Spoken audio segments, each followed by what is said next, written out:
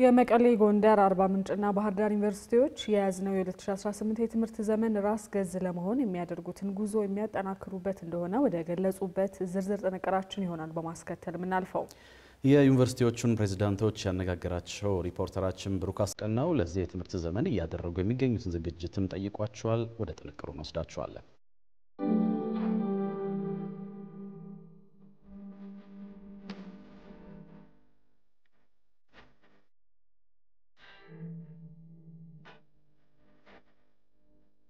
መቀሌ ዩኒቨርሲቲ ያው ኢትዮጵያ ውስጥ ካሉት አንጋፋና ትልቁ ዩኒቨርሲቲ አንዱ ነው እና ትልቅ ቁጥር ያለው ተማሪዎች በየአመቱ እናስተናግዳለን። አሁን በዚህ አመትም ከመስከረም ወር ጀምሮ ሲኒየር ተማሪዎችን ተቀብለን አሁን ወደ ትምህርት ገበታ ተመልሰው ትምህርታቸውን እየተከታተሉ ሲሆን አሁን ከቢቀጥለው ሳምንት ወይ እንደዚህ 2 ሳምንት ውስጥ ደግሞ አዳዲስ ተማሪዎች የአንደኛ አመት ተማሪዎች ተቀብለንም ለማስተማር ሙሉ ዝግጅታችንን ያጠናቀን እንገኛለን ነው። እንግዲህ ባህር ዳር ዩኒቨርሲቲ በ2018 ዓ.ም በአጠቃላይ ነባር ተማሪዎችን ሆነ አዲስ ገቢ ተማሪዎችን ለመቀበል ሙሉ ዝግጅትን አድርጎ ነባር ተማሪዎችን የመማር ማስተማር ሂደት ኦልሬዲ ጀምረናል። እንደሚታወቀው ዩኒቨርሲቲያችን ሰፋ ያሉ ተማሪዎችን ተቀብሎ ማስተማር የሚታወቅ ነው። አይ ቲንክ እሱም በማድረግ ሂደት ውስጥ ወደ 9 ግቢዎች አሉን። 9 ግቢዎችም ለመማር ማስተማር መልካም ጤናማ ሰላማዊ በተለይ ደግሞ ጥራት ያለው ትምህርት በመስጠት ሂደትም የተሳካ እንዲሆን ሁለቱን ክረምት ሙሉን የዝግጅት ምዕራፍ ነው የነበረን። በዚህ ረገድ ነባር ተማሪዎቻችን ኦልሬዲ ገብተዋል። ስለዚህ ጤናማ የመማር ማስተማር ሂደት ላይ እንገኛለን። መልካም ነው። የአርባ ምንጭ ዩኒቨርሲቲ ለ2018 ያደረግነው ዝግጅት ከክረምት ጀምሮ ልክ ተማሪዎችን ካስወጣንበት ጊዜ ጀምሮ ከሰኔ 20 ጀምሮ ዝግጅት እያደረግን ነበር። የትምህርት ሚኒስቴር ደግሞ እንደ ሀገር አቀፍ ተማሪዎችን በ2018 የምንቀበልበትን ቀን ካላንደር አውጥቶ ነበር፣ መስከረም 5 ማለት ነው።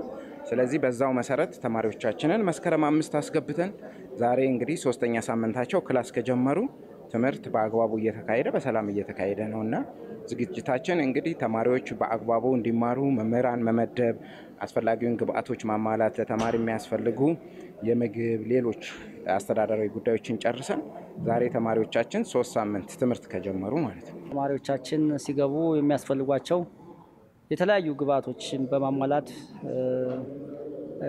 መማር ማስተማሩን፣ የምርምሩን፣ የማህበረሰብ አገልግሎቱን የሚያሳልጡ የቅድመ ዝግጅት ስራዎችን ስናደርግ ነው የቆየ ነው።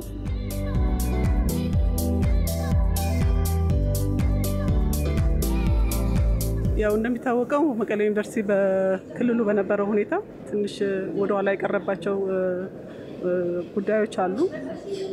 ስለዚህ በዋናነት የምንሰራቸው ትኩረት አድርገን የምርምር ስራዎችን የህትመት ስራዎችን ማሳደግ እና ውጤታማነትን ማጉላት በተከታታይም ዩኒቨርሲቲዎች አሁን ከ8 የሪሰርች ዩኒቨርሲቲዎች ወደ ራስ ገዝ አስተዳደር የሚዘዋወሩበት ሁኔታ ላይ እንገኛለንና ይሄንን የሚያስችሉ ስራዎችን መስራት እና በአጭር ጊዜ ውስጥ ወደ የራስ ገዝነት ተዘዋውረን ለዩኒቨርሲቲው የተሻለ ኢምፓክት ያለውና የተሻለ ለሀገር የሚጠቅም ኢምፓክት እና ልማት ላይ ትኩረት በማድረግ ምንሰራ ይሆናል ማለት ነው። በ2018 እንግዲህ አርባ ምንጭ ዩኒቨርሲቲ አንዱ የምርምር ዩኒቨርሲቲ ነው። ከዛ ባለፈም አርባ ምንጭ ዩኒቨርሲቲ ሴንተር ኦፍ ኤክሰለንሱ በውሃ ዘርፍ አንቱታን ያተረፉ ባለሙያዎችን ያፈራ ተቋም ነው እንደምታውቁት። ከዛ ባለፈም ራስ ገዝ ለመሆን ጥረት ላይ ነን። አስፈላጊውን ዶክመንቶች አዘጋጅተን ጨርሰናል።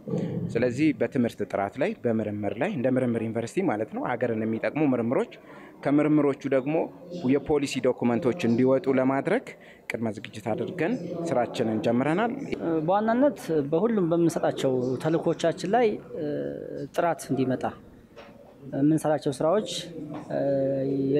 ቅድሚያ ለሀገራችን ችግሮች መፍቻ እንዲሆኑ ማስቻል ነው። ለምሳሌ ከትምህርት ዘርፍ ጥራት ያለው ትምህርት እንዲሰጥ፣ ተማሪዎቻችን ብቁና ተወዳዳሪ እንዲሆኑ፣ ከመቀጠር ባለፈ ስራ ፈጣሪ እንዲሆኑ የሚያስችሉ የመማር ማስተማር ስርዓት እንዲኖር እንፈልጋለን። እንደ ሀገርም አሁን እየተሰጠ ያለው የመውጫ ፈተና ውጤታማ እንዲሆን ወይም ደግሞ ልጆቻችን የተሻለ ውጤት እንዲያመጡ አንዱ የሰራ ነው የቅድመ ዝግጅት ስራ ነው። ባህር ዳር ዩኒቨርሲቲ እንደምታውቀው ከትልቆቹ ዩኒቨርሲቲዎች ተርታ የሚመደብ ነው። ሰፋ ያሉ ግቢዎች አሉት። አይ ቲንክ በእኛ አቅም እንግዲህ በእኛ ግምት ከ7 እስከ 8 ተማሪዎች ባህር ዳር ዩኒቨርሲቲ መርጠው ይመጣሉ የሚል ግምት አለን። እስካሁን ባለን ሂደትም ተመራጭ ዩኒቨርሲቲ ነው።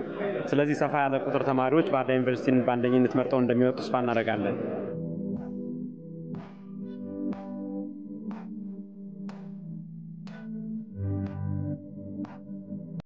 ከዚሁ የከፍተኛ ትምህርት ተቋማት የትምህርት ጥራት ጉዳይ ጋር ተያይዞ የትምህርት ሚኒስቴር ዘንድሮ መተግበር የሚጀምርና በየ5 ዓመቱ በሀገር አቀፍ ደረጃ እንዲሁም በየ10 ዓመቱ ደግሞ በዓለም አቀፍ ደረጃ በገለልተኛ አካላት የሚሰጥ የአክሬዲቴሽን አሰራር እንደሚጀምር ማሳወቁም ይታወሳል። እንዲሁም ስለ ተቋማቸው እውነተኛና የተሟላ መረጃ ማቅረብ ያልቻሉ የከፍተኛ ትምህርት ተቋማት ፕሬዝዳንቶች ከኃላፊነታቸው እንደሚነሱ የትምህርት ሚኒስትሩ ብርሃኑ ነጋ ማሳሰባቸውም የሚዘነጋ አይደለም።